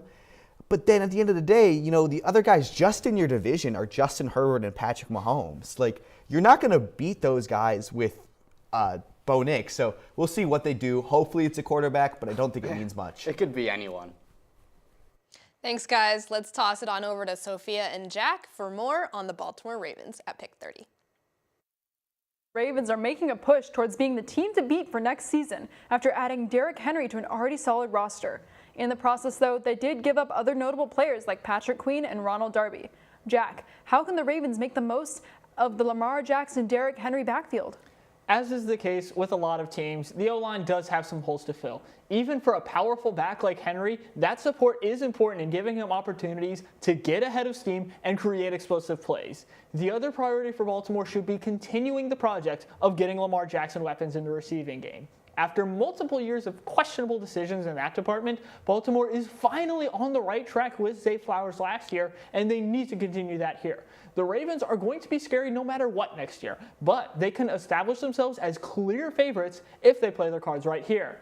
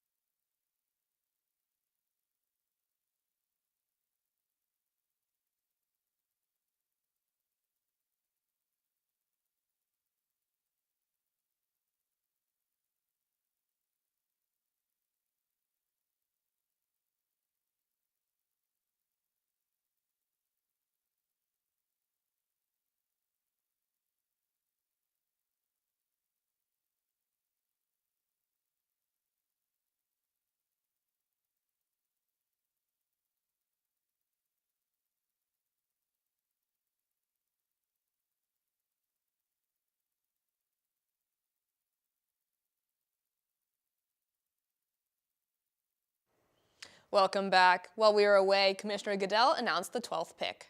The Denver Broncos select Bo Nix, quarterback, University of Oregon. I mean, wow, talk about a draft. 12 straight offensive players going in the first 12 picks. Half of these picks have been quarterbacks. Bo Nix, the 6th quarterback to go off the board. I think it makes sense just because if Sean Payton was so annoyed with Russell Wilson that he was going to force him out and take on, the massive dead cap hit that there is with Wilson, he was not going to be able to live with an even worse Wilson in Zach Wilson. So I think it makes sense. Bo Nix is a guy who can get the ball out. He can make accurate throws. He's got good mobility and an NFL arm, and he avoids negatives. But, the real question marks are that he wasn't asked to make many tough throws at Oregon. There was a lot of first reads and a lot of short, behind the line of scrimmage throws. He's also 24 years old, which limits the upside. But, with a good coach like Sean Payton, he might be able to find some weapons and have a decent first year. Yeah, it's what you said where, I don't think he was asked to do a lot at Oregon. And I think that's kind of what Sean Payton prefers because I think there was just such a difference in what he wanted out of Russell Wilson, who's always trying to scramble and always make those hero ball plays. Where I think Bo, yes, he's an older prospect and he's played the most snaps of any quarterback in college ever. I think he's just going to show up and listen to the scheme. He's going to make that first read. And he does have some sneaky athleticism, like you said, so I think it's not the worst thing in the world. And again, I think anything to avoid Zach Wilson being your starting quarterback is a good move. But it is obscene to see these many quarterbacks go off the board like this. And, I think we're on the clock now with the Oakland Raiders, who arguably were also a needy team for quarterback. Yeah, and they just get shut out because the 7th quarterback, Spencer Rattler, there's no way they reach this high. And Gardner Minshew, too. This is a quarterback needy team, but Gardner Minshew is a solid, bridge guy. You're not going to worry about him not being able to, coordinate an offense. He can get the ball out. It's really just that you're kind of wasting a guy in Devontae Adams, who is such a good player. But it'll be interesting. They have a lot of holes as well. Maybe first defensive player goes off the board here. Thanks, guys. Let's send it over to Sophia and Jack for more on the San Francisco 49ers at pick 31. After a tough overtime loss in the Super Bowl, the San Francisco 49ers are looking to keep building around their strong core and get Kyle Shanahan over the hump. And to do that, it'd be best for now to stick to building in the trenches. Outside of Trent Williams, the offensive line isn't looking the best, especially after losing Matt Pryor. And another interior rushing piece to further complement Nick Bosa wouldn't hurt either. This is an incredibly talented core of skill players. And this time around, the Niners have a little more draft capital to work with, as opposed to last year when they didn't have a pick in the first 2 rounds.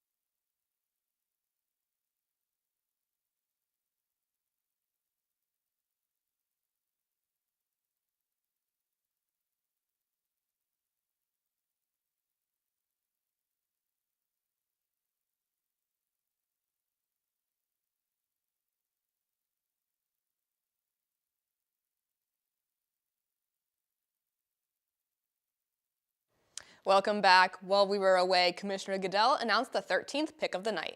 The Las Vegas Raiders select Brock Bowers, the tight end from the University of Georgia. I'm surprised. I think this has been a night of surprises, so, it seems to be continuing that pattern. But, Brock Bowers, again, I'm always going to hype these guys up. Incredible talent. He was the best available I had on my board. He was like a unicorn at Georgia. But Las Vegas, I don't know what the game plan is. Like you mentioned, Gardner Minshew, he's fine. You can start him for a season, but you're going to want to move on. And yes, there's no available quarterbacks. But tight end, you just used a 2nd-round pick on Michael Mayer last season. And yes, he wasn't George Kittle, but he showed enough that you're confident in that. And I don't understand what your goal for the season is. A good tight end isn't the difference between a playoff berth or a Super Bowl.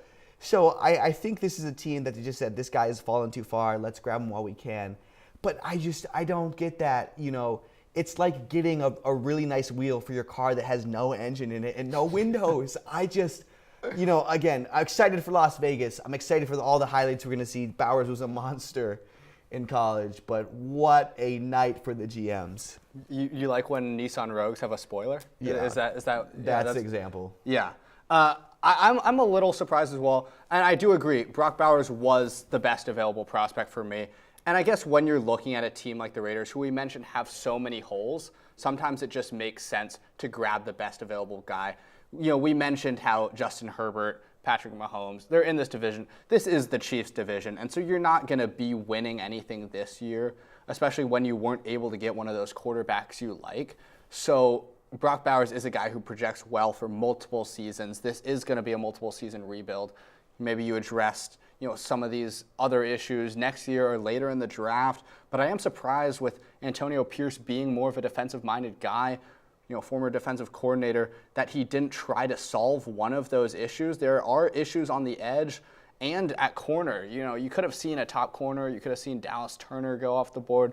So with the defensive players, being able to sit here at 13 and just take the best available defensive player, that's something that has never happened before, and they passed it up. Yeah, I'm still in shock, especially when you already have Devontae Adams and Jacoby Myers there. Like, this is and I think when you look at what they do with Devontae Adams, he's still a guy who struggles to fully hit his potential because of just how poor the quarterback play has been and how poor the offense has been. So then you just add another mouth to feed in Brock Bowers, and like you said, you have every defensive player on the board, and it feels like every spot on your defense besides maybe Max Crosby could use an upgrade. So we'll see what the Raiders do this season. Again, it's not a bad pick in terms of choosing a bad player like we might have felt with Atlanta a little bit, but it doesn't make a whole lot of sense to me. But moving on to greener pastures, the New Orleans Saints are on the board. What do you think is going to go down? I mean, you say greener pastures. Is it really? They can't win the weakest division in the NFL. But I think when you look at this team, I think it's going to be another offensive player, honestly. I think that they're going to have their pick of tackle probably, I would think, between Troy Fautanu and Talisa Fuanga, because Trevor Penning, that experiment has not worked out at left tackle. He really hasn't molded into the player that they thought he would be when they spent a first-round pick on him. And then Ryan Ramczyk, he has been a staple for so long on this offensive line, but his NFL future is in jeopardy. He's got a cartilage defect in his knee, and maybe he plays one more year, but we don't even know if he's going to play this year. So with potential holes at both tackle spots, and pretty weak guards, I think it has to be an offensive lineman that, even if they maybe don't immediately translate at tackle, can at least fill a guard spot. Yeah, and you talk about Penning and Cesar Ruiz. We use their Madden ratings just sort of as a joke, but they are accurate in a little way, and this offensive line just really isn't impressive, so we're hopefully going to see someone get added to it that can help Derek Carr this season. Yeah, and then when you look at the defense, it's all right. I mean, you've got really strong players in the secondary with Marshawn Lattimore. You've got Tyrann Mathieu. You invested, in Chase Young to, get to the quarterback off the edge. He was a little bit shaky in San Francisco, not as good as you would hope for in containing the run, but he is a guy who can get to the quarterback. And then Demario Davis has been the staple and the captain, the middle of this defense for a long time. And I really don't think defense has not been the issue in these last few years for the Saints. It's really been you didn't get exactly what you wanted out of Derek Carr last season, but if you give him some more time to get the ball out, maybe he can find Chris Olave and some of those deeper routes. And Rashid Shaheed, too, is just a pure speedster with go routes. And if you don't invest in offensive line, how is Derek Carr supposed to have the time to stand in and throw that deep ball? Do you think there's any chance of, you just talked about the defense, and I agree it's been pretty impressive, that interior's pretty weak, and we're looking at Byron Murphy there, who's a very, very talented pass rusher. Do you think that's, the number 1 interior guy opposed to the number 3 tackle at this point? Do you think that's something they consider? Or sorry, number 4. I forget about Latham going off. Well, he's not our top 3 tackle. But Do you consider that? Or I tend to agree with you. I think the tackle spot is. But do you think there's any chance they go defense here? I mean, there's certainly a chance. There's been a lot of picks tonight that we haven't expected. And that's what happens. People make mock drafts. People can do all the research that they want. But ultimately, you can't read the mind of an NFL GM. So, you never know. But it has been expected all, offseason, all draft cycle, that it will be a tackle. And it's not like all of the top tackles have been zapped off the board. Yeah. So I think that ultimately, while Byron Murphy is a good player, hopefully it's offensive tackle. Thanks, guys. Now let's send it over to Sophia and Jack for more on the Kansas City Chiefs at pick 32. Despite being the reigning champions, the Kansas City Chiefs have some work to do if they want to keep that dynasty going. With a number of losses in free agency, including L'Jarius Sneed, Mecole Hardman, and Donovan Smith, there are some holes to fill for the team to stay in good form. Absolutely. The key to this draft is keeping Patrick Mahomes content. This means getting him a new blindside tackle as well as filling out his receiving core. The days of Tyreek Hill are long gone, and with the free agency losses, plus Rashee Rice being marred in controversy, the options outside of Travis Kelce need to be shored up. The Chiefs have a lot to be proud of, but I don't think they're going to be resting on their laurels here.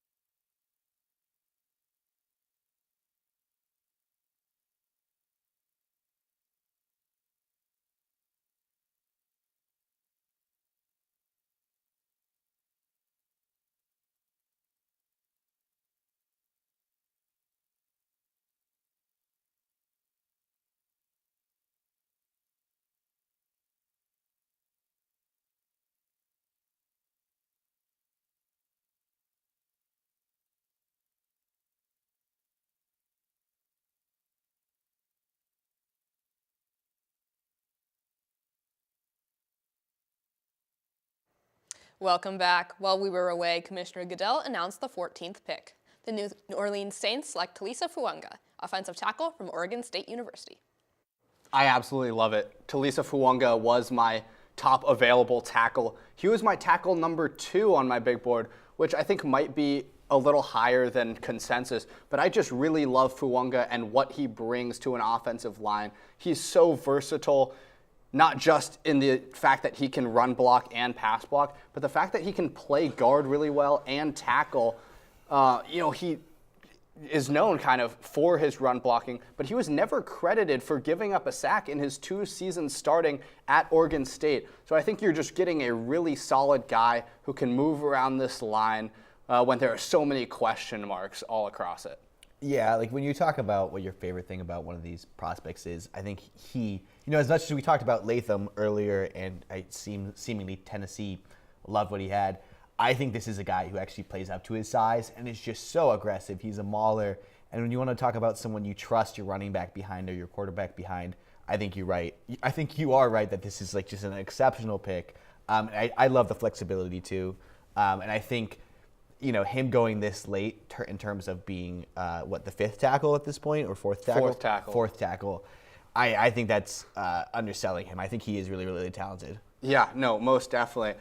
And like you said, playing up to his size, that's kind of the reason why we're lower on Latham. Talisa Fuanga, put on the tape, he is so aggressive. He's not just going to let defensive tackles get away with, small little under-aggressive pass moves or, bull rushes. He will pancake you into the ground, and that's something that I really love to see out of offensive tackle prospects. And I think this is just a really great pick for the Saints. We thought it was going to be tackle, and I think they got the best one. Yeah, and, it sets them up good to have Derek Carr have better protection. Because like you keep mentioning, the NFC South isn't really impressive in terms of the teams that are contending right now. So I think your best chance is to give Derek Carr a shot. I think, he's kind of shown that he's never going to be this game-changing, but I think he's an upper echelon game manager, and those types of players don't work unless they have a really solid O-line. And I think Alvin Kamara is probably pretty happy because he's going to have a lot better time in the run game, whether Fuaga's at tackle or guard. But, what do you think about the next team on the board? Yeah, next team on the board, the Indianapolis Colts. I think there are a few directions that they could go here. Maybe this is the time we see a first defensive player go off the board. But when you look at the offense, it could also be a wide receiver. I think that's the only spot that makes sense on the offense. There aren't really holes here.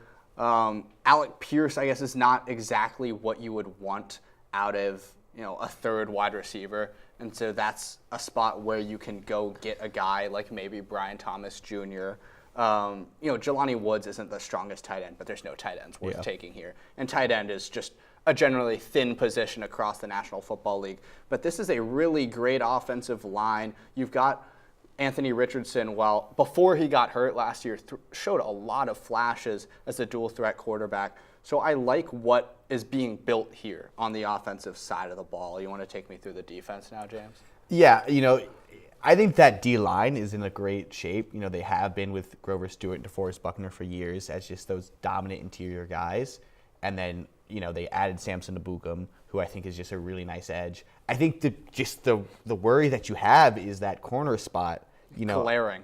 I think when I think about building a team, number one is QB, number two is an edge rusher, and then number three is a corner because you have to be able to stop these quarterbacks. So it does bring this, this discussion we've had so many times. Do you throw the bone towards Anthony Richardson and help him have a better sophomore season after his his rookie year got cut short? Or do you grab a corner? And I tend to lean corner because, like you said, Alec Pierce isn't great, but he does do his role. He's a little bit of a speedster, and he played at Cincinnati. I don't think they're expecting him to be Devontae Adams.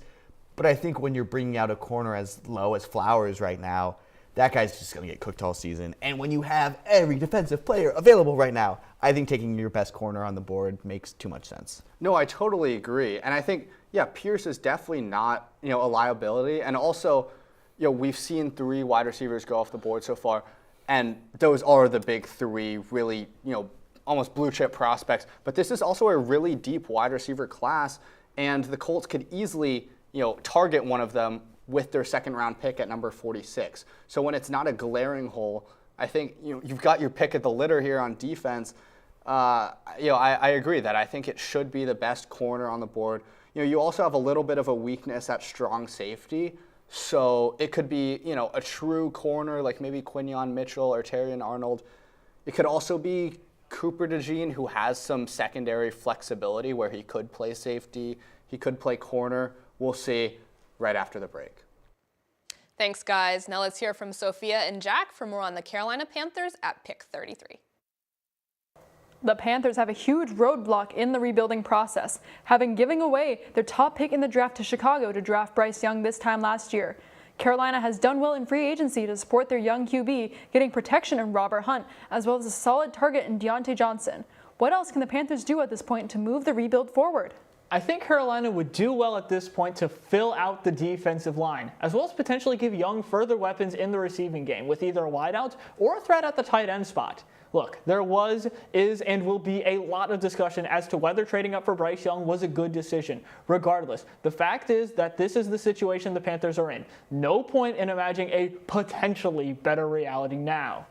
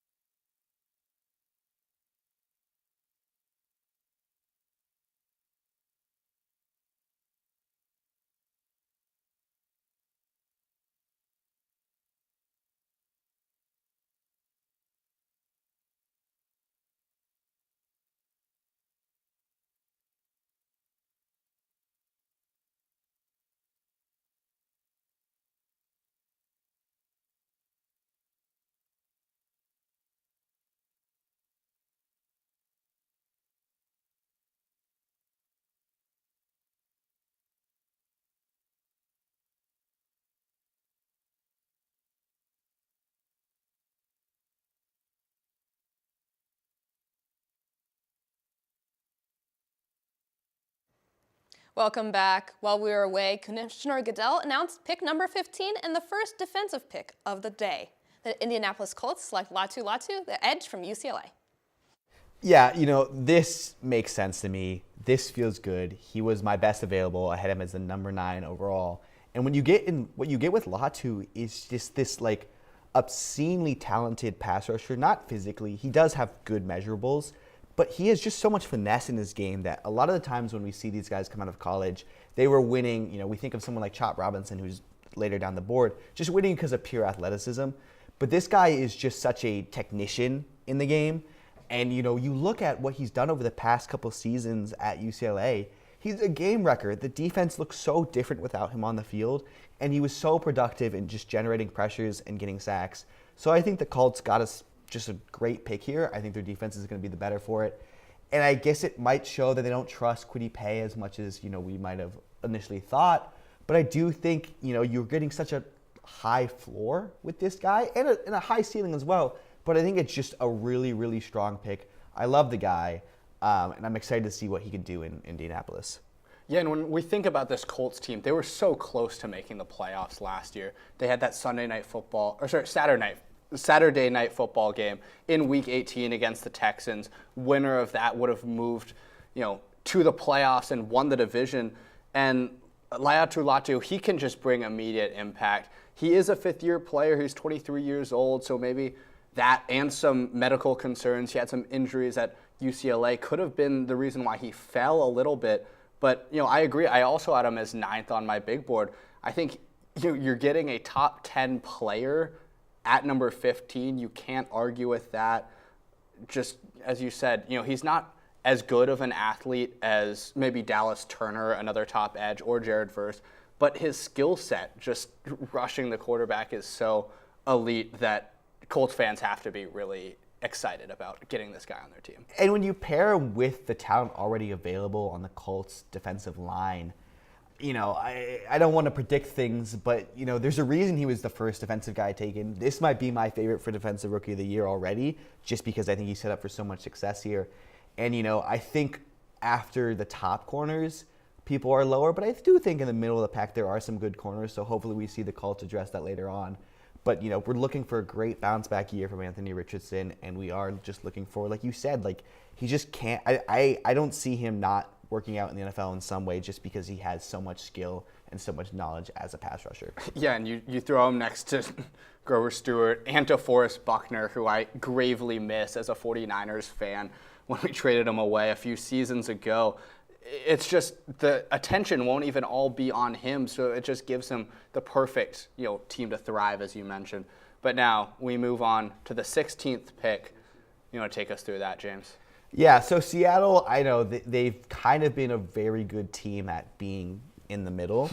Very mid, yeah. Yeah, mid, is the term we would use. But, Russell Wilson had a great run there. Pete Carroll had a great run there, but that is years back now. Pete Carroll just got fired.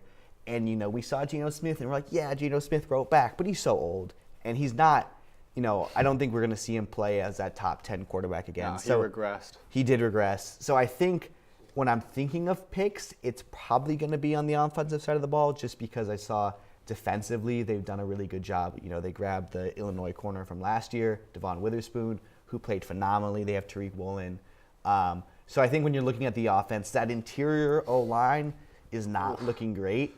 And I think you have all the available talent in terms of the wide receivers. So I think you're going to see, there's not a lot of great tackles left, except one guy from Washington who I'll set you up for here. But I think it's got to be someone who can play on the interior of the offensive line. Yeah, I think that the Seahawks get the guy they wanted all along here at 16. I think that it's going to be Troy Fautanu, and I think that's going to make people from Washington so happy that, University of Washington tackle Troy Fautanu stays in Seattle going to the Seahawks. Seems like a perfect fit because he also, like Fuanga, is a guy who's versatile. He can play tackle for sure, but he can also slide into guard immediately when you have Charles Cross and Abe Lucas, who are two pretty solid tackles.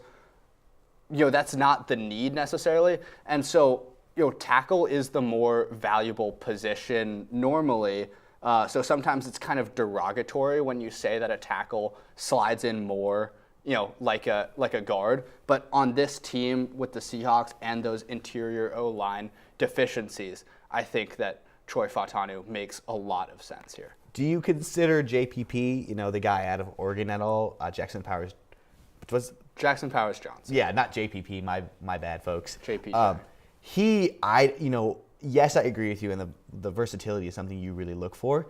But just as playing center or guard, I think he shows the highest, floor in the class, and you stay in that Pacific Northwest connection. So I think Seahawks fans are happy regardless. But it just you question. And I do think those tackles, they aren't overwhelmingly great, but they are young, and we saw them get drafted recently. So it does just bring up question. And then another guy, Graham Barton, is in those. I was going to mention. Yeah, you want to talk about him a little bit? You can. Okay. You can keep going. Okay, Graham Barton's another one of those guys who I think because of the measurables, we don't really view him as a tackle, but he has the ability to play both right and left tackle, but probably is going to do best as a guard. So, the Seahawks kind of have the pick of the litter here. And yes, there's still so much defensive talent on the board, but you have to look at your biggest team needs, and that's definitely interior offensive line. Yeah, I'm not a big Seahawks guy, obviously, being from San Francisco, a 49ers fan. I don't like to give credit to the Seahawks, but one thing I will say is they don't have holes on defense. They maybe don't have superstars at every player, at every position, but they don't have holes. And so, you mentioned Graham Barton. He played tackle, at Duke. Yeah. But that's really just because he was the best, player on that line. I think he does translate as an offensive lineman. But yeah, as I mentioned, those defensive needs, whole lot of green, just there are no holes. Exactly.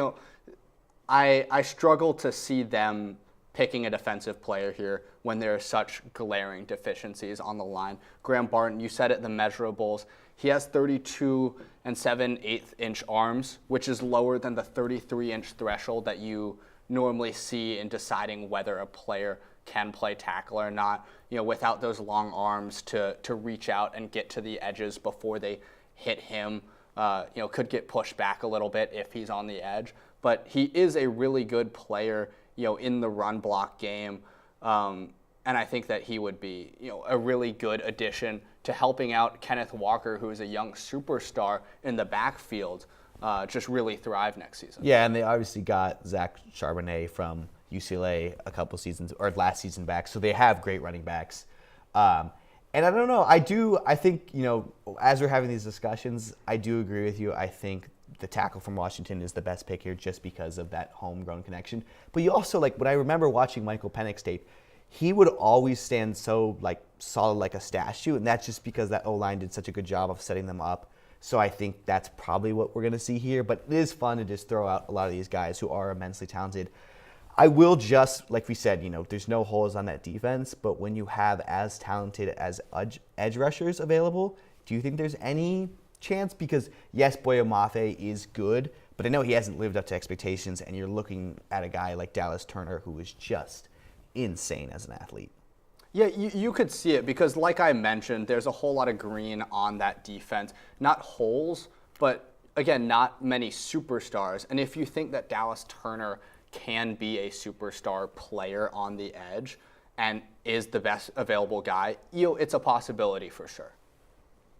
Thanks, guys. Now let's throw it to Sophia and Jack one more time for more on the Houston Texans at pick 42. Following a great rookie QB campaign from C.J. Stroud that led to an AFC South title and a dominant playoff win versus the Browns, the Houston Texans have wasted no time building around their guy.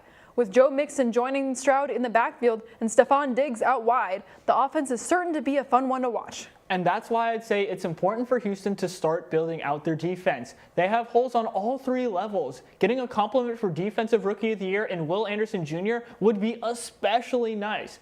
If these problems are addressed now, they will be in a great position to be one of the teams of the future in the AFC.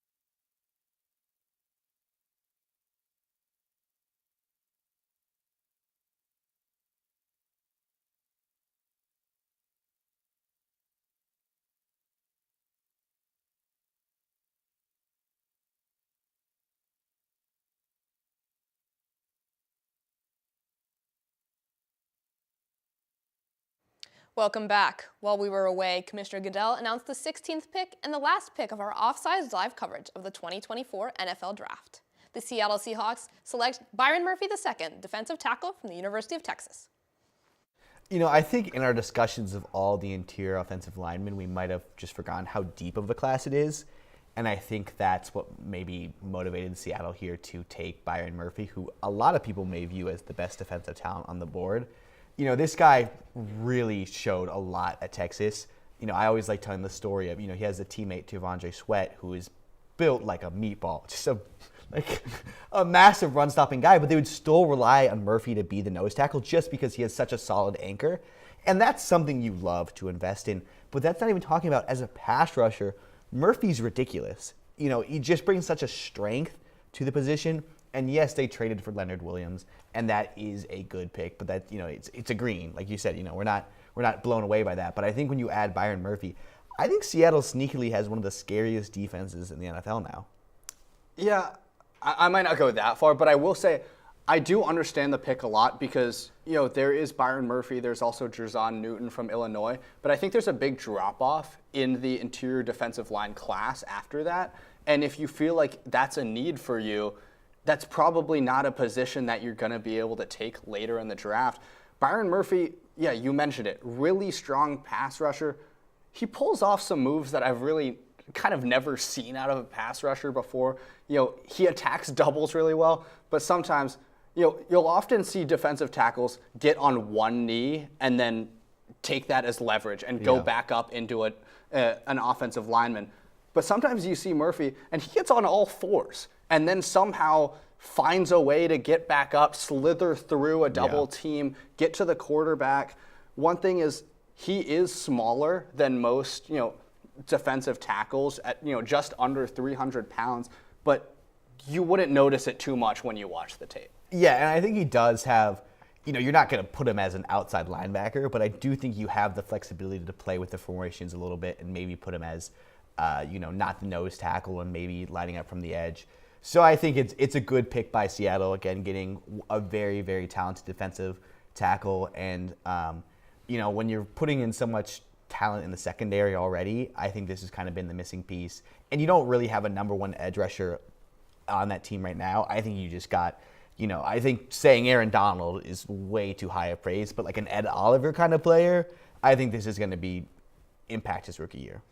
Yeah, most definitely. I think it's definitely something for Seattle to look forward to. And it's a player that, a lot of people didn't know if he would even be available. But when you have a defensive-minded head coach like Mike Macdonald, who came from, an excellent defense in Baltimore, where he really did rely on that interior offensive line, Matabuke, he got a Pro Bowl selection kind of out of nowhere on that defensive line, thanks to all of the work that Mike Macdonald put in there. So I think that it is a very good fit for Murphy and for Macdonald being able to build up these interior, defensive players.